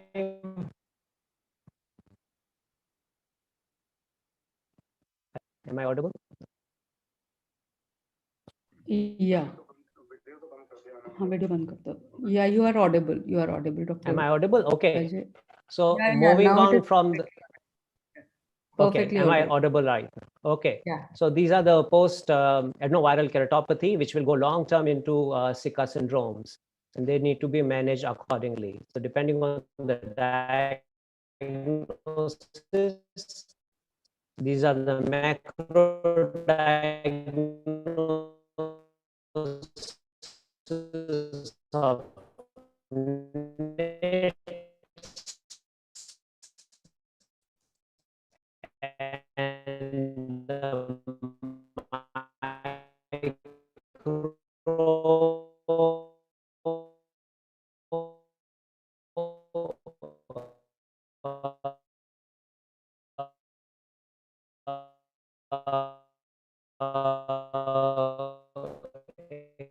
exams we were talking in the past few talks. This is a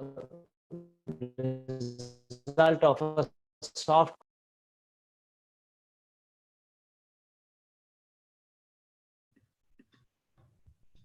I think it has gone again. So I think we'll take up the questions if they are there. Dr. Nikhil, Dr. Srinivas Rao, I think there is a question there. How long can sodium hyaluronate be prescribed? Can we prescribe it for one whole year?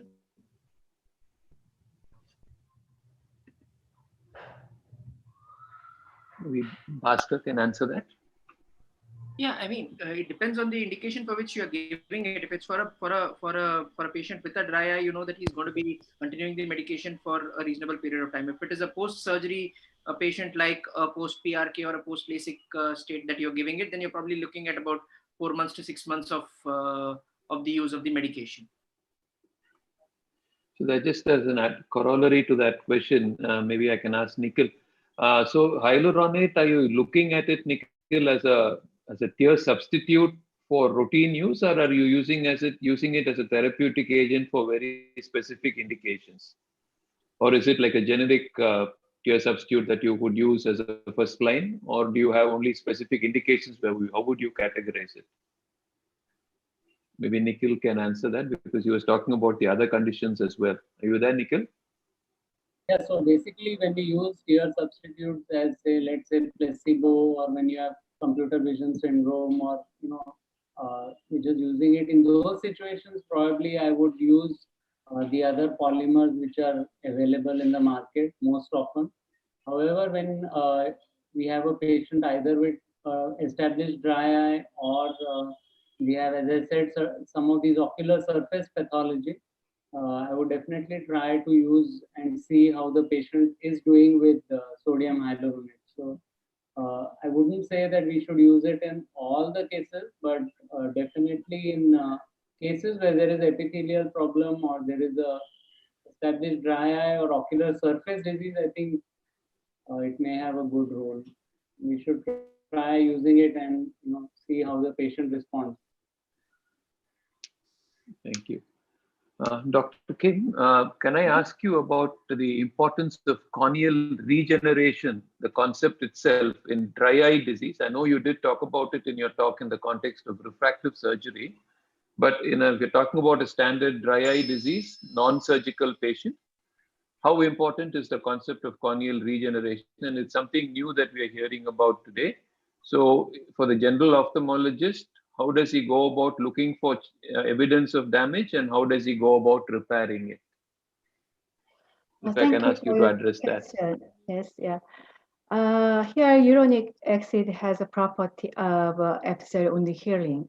That means we have some of the epitheliopaths in our dry eye, not only for the post-refractive surgery, but also for the any other environmental or Sjögren's syndrome.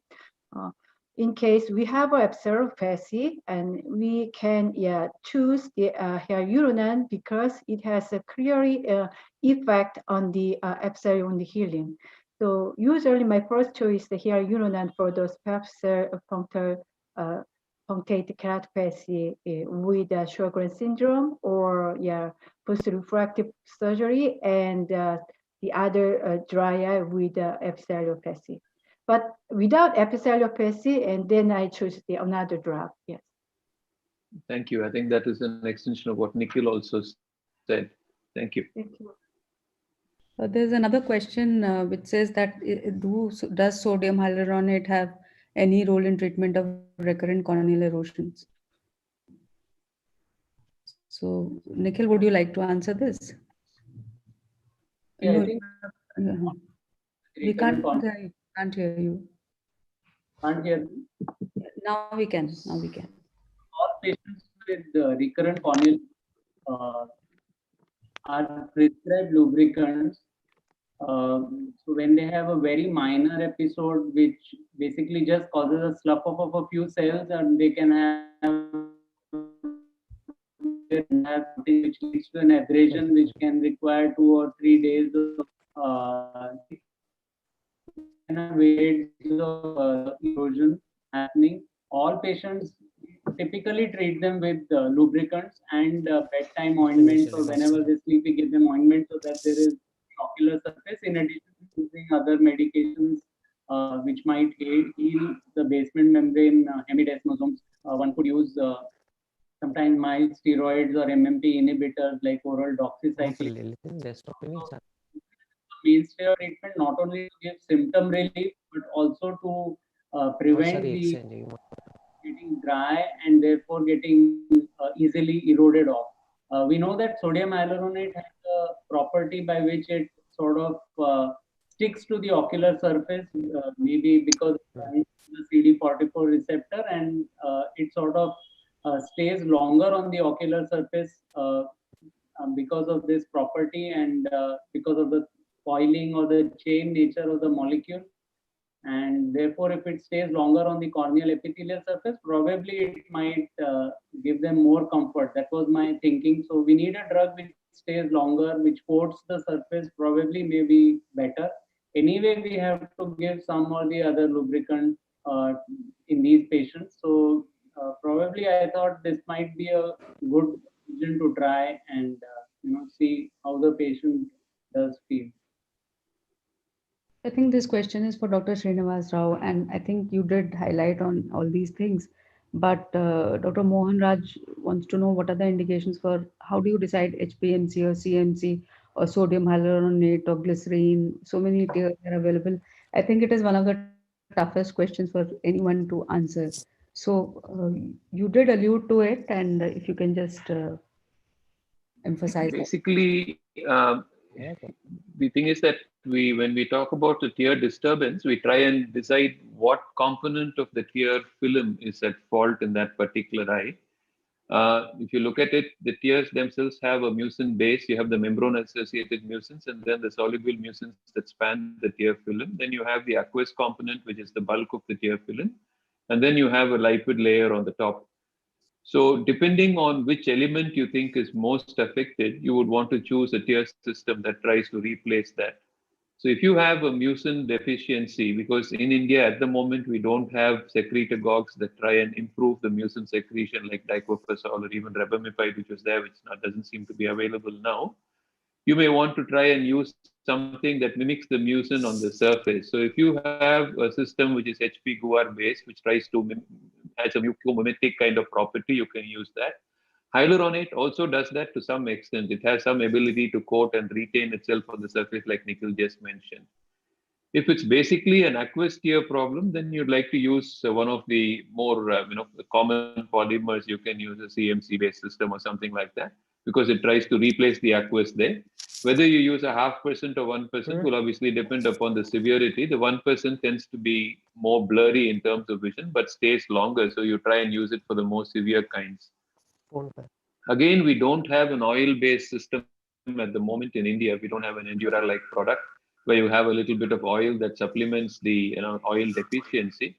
So there you try and retain the tears more, and then you use a drop that stays longer on the eye, and maybe hyaluronate may be an option there because it holds on water itself, it stays longer on the surface, and then you can consider that. If you have epithelial damage, like they've repeatedly, all the speakers have said, if you have SPK from the dryness and a Sjogren's or something like that, then a hyaluronate-based system is more useful because it has epithelial healing properties. So I don't think there's any fast food kind of answer saying A equals 1, B equals 2. You do have to make the effort to assess the ocular surface, assess the tear film, find out what is going wrong, which component is at fault, and then you can use some rationale to try and use one drop or the other in that particular eye. I think that's the best I can answer that particular question. So thank you. I think like I said, it's a very tough question, and you really made it like a jigsaw puzzle, how to put the pieces in there. So Dr. Bhaskar, this question is for you. This is from the YouTube. Dr. Smita wants to know what is the role of panthenol in epithelialization. See, dexpanthenol, all these molecules do have, at least in the lab, definite role that they allow epithelial mobilization on the surface, and that's what the molecule which is available as an ointment did. But in terms of clinical practice, how much it actually makes a difference with respect to the natural healing is a little bit difficult to predict as such. Dr. Kim, you talked about omega fatty acids, and I think omega fatty acids have, become controversial whether the dietary in the diet, if you take omega fatty acid capsules, does it really make a difference to the dry eye? Yeah, the recent the study about the omega-3 fatty acids doesn't do any difference the MGD patient, but it's a very huge study, and the indication is very diverse. So very severe cases are included in that study. So I don't think all the eyes have kind of get a beneficial from the omega-3 fatty acid, but omega-3 fatty acid has a definitely anti-inflammatory effect. So I think some kind of neural damage or the anti-inflammation with the MGD, then omega fatty acid may have a beneficial effect. Now in Korea, we have launched some of the clinical study to investigate the omega fatty acid in the MGD patients. We'll see about that. Thank you. I just wanted to add that there could be situations where you can use 2 lubricants in a given patient. So you could use hyaluronate maybe 4 times, and you could supplement it with another lubricant maybe more number of times in a day. So I think we need to be, it doesn't mean that we need to use one drug for for a patient. So we could combine 2 lubricants in a given patient so that we have the additional benefit of both the molecules on the ocular surface. We must be prepared for trying such combinations. Dr. Bhaskar, there's this question for you which says that how will you predict pre-operatively whether the patient is going to have after LASIK neurological dry eye? No way you can predict in terms of a neurological dry eye, but your pre-op LASIK assessment will pick up borderline dry eyes. So you do a Schirmer's, do your staining of these patients pre-operatively to make sure that they're fine. Post-contact lens wearers, it might, and if you have the access to, might make sense to actually look at their meibomian glands to check what their meibomian gland status is. Correct the ocular surface first before you end up doing your laser refractive procedure. In terms of a pure neuropathic patients or a neurotrophic dry eye post-operatively, which causes the patient discomfort and pain, that's been in a very small subset of patients, where they've then found out that there's been associated vitamin D deficiency, or it's been because of a phantom amputation kind of a thing, where the nerve stubs are seen as stubs in the confocal microscopy, which will take longer for it to heal. I mean, that's not something that you can predict who will develop those kind of neuropathic pain post-operatively. But a prior assessment in the preoperative state goes a long way in not having too much of a issue in the post-operative stage.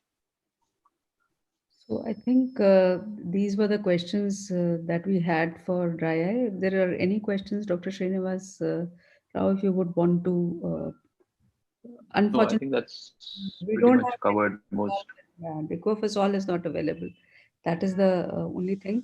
Another question is that are there any mucomimetic drugs which are available, which can be given?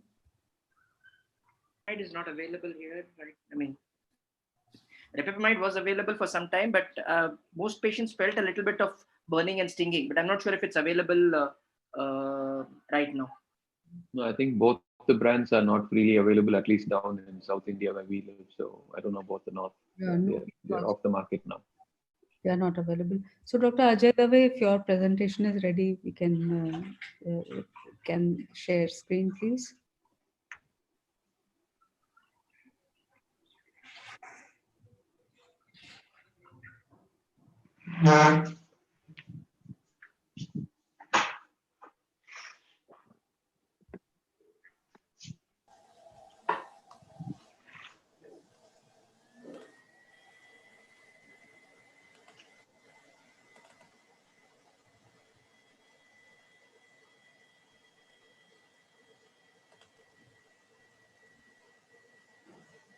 Yes, Yes, it is now looks okay. Yes. Yes, protected. Doesn't go. it has gone. It has gone. Now we can go to the What is it? slideshow. Slideshow. Slideshow. One sec. Yes, and then perfect. Perfect. Okay, back with the challenge of technology. So let's come back to this. Do we have to define a dry eyes? It's a confounding thing both for the patients and the physicians. Both DEWS and the Asian Dry Eye societies kind of looked at various parts to put it into some sort of definition. The word itself, dry eye, is very confounding. So my look at it in the last few days was two words, one from Latin oculum sicco, and the more phonetically close is from our own Sanskrit, which is darya. So for the patient, is it really a wastebasket diagnosis? They remain confused with our utterance of this word. We have looked at the importance of fluorescein stain and where to look in the superior bulbar conjunctiva. And right in the center of this pupillary area, the coalesced punctate epithelial keratitis also confound the patient with a diminished visions. Now, let us look at the newer technology and how it changes your ideas. Now, this gentleman, which we are looking at, has a fairly moderate drop in the lipid layer thickness. But look at the partial blink rates, is fairly down. And this is what is going to create the symptomology in this group of patients.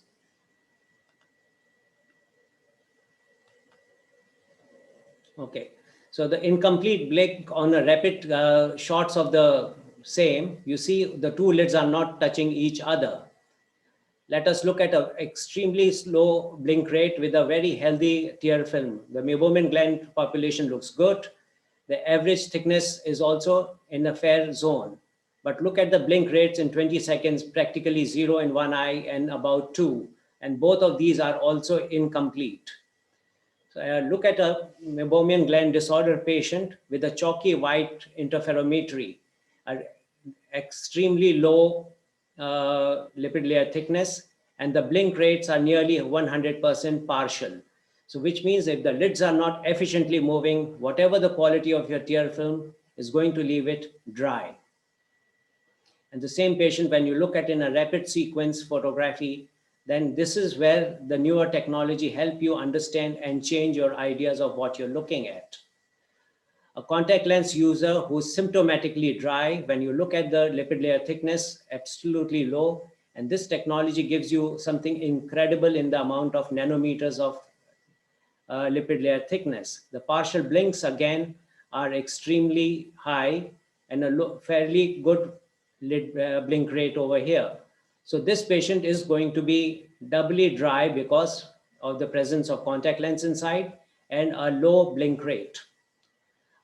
Contact lens user again, where there are absolutely no symptoms. And here you see some fall in the meibomian glands in the upper lids, but look at the lipid layer thickness.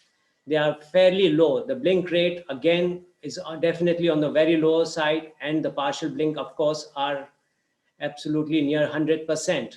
But in spite of all the signs which are coming in this technology, the patient is showing no symptoms whatsoever. Look at another gentleman who is a medical doctor. Here he is scoring completely 100% on the signage. The low meibomian gland score, there is a very low layer of lipid layer thickness over here. The blink rate is absolutely nothing, and almost all of them, 100% of them are partial, which means incomplete blink rate. So these patients are supposedly symptomatically dry, and yet in spite of the complete, on the sign side, you see no symptoms whatsoever professed by the patient. And if you tell them dry, they are not listening to you. And finally, let me come to this 13-year-old child who went through various clinics for a blurred vision. Everyone would refract, and definitely there was no answer to it. When I sent the patient's mother outside, we checked out his history of screen time, and it clearly exceeded 10 hours on the screen. And this is where he's getting an extremely challenged lipid layer, which means his tear film is absolutely unstable. Of course, why and where he was getting blurred was with the reason that he was into rifle shooting. And whenever he tended to stare at the target, after some time, the breakup time would of course reflect and the target was blurred. So understanding his situation, we put him on to lubricants, and voila, after a few months, that's how long it would take, because his partial blinks are still there, but his blink rate is very efficient and he would score very good recovery. So coming back to sometimes when your diagnoses are staring at you, this is a very efficiently done phacoemulsification, and the patient was referred for a odd looking pterygium. And when you look at it, his fornices are kind of zipping up, both in the lower and look at the upper, the symblepharons are coming in. These are the cases of ocular cicatricial pemphigoid. And if you look at it on the other eyes, the story is being foretold that it's a zipped up post-ocular cicatricial pemphigoid. So as we close, I would say we have to have a clever use of technology and a clever arm of therapeutics to complete our management of dry eyes. Thank you very much for your kind attention. Thank you so much, Dr. Ajay Dave, for a very nice presentation. And I think there's just one question that we have received, one more, and I think I would ask Dr. Kim to answer this. What are the newer drugs that you think would be there to manage the dry eye apart from sodium hyaluronate? I think everybody can take a call on this. You mean what kind of type dry eye? Be more specific. Uh, for what are the newer drugs generally in both kinds of dry eye, whether it is evaporative or it is, of course, both will have different types. But what do you think is going to newer, but not now. Okay, yeah, I think two type of dry eye drugs can be available. So, one is the anti-inflammatory. So, we have a lot of anti-inflammatory drugs, including cyclosporine and ICAM inhibitor. But I think the TSG6 molecule is also one of the fancy candidate to inhibit the to inhibit inflammation. And it is also working on the CD44 hyaluronate receptor. So and working on some of the epithelial wound healing. And the other drug is kind of neuro nerve growth factor related drug. I hope would be developed in the future, because right now we don't have, so we just use some of the autologous serum to replace that. And in skin diabetic food, we have a topical nerve growth factor. So if you modify some of the ingredient to be suitable for the eye drops, then we think neurotrophic portion can be treatable with a neuro drug. Okay. So Dr. Srinivas, would you like to sum up? I think we've had a fairly good session. I think about the various options that we have to try and diagnose the things that are going wrong with the surface, the new tools which Ajay was showing us, and the way we have to. I think we have to learn to look at these patients slightly differently. The conventional thinking that symptoms, dry eye, teardrops, I think has to change and evolve to a slightly more holistic approach. So we've heard about the ways we can look at it objectively. I talked about the various tests that we can do. Ajay shared with us some of the newer tests and the data they are providing. And we saw data about how hyaluronate-based systems can be helpful, particularly in certain specific conditions, from what Bhaskar and Nikhil shared.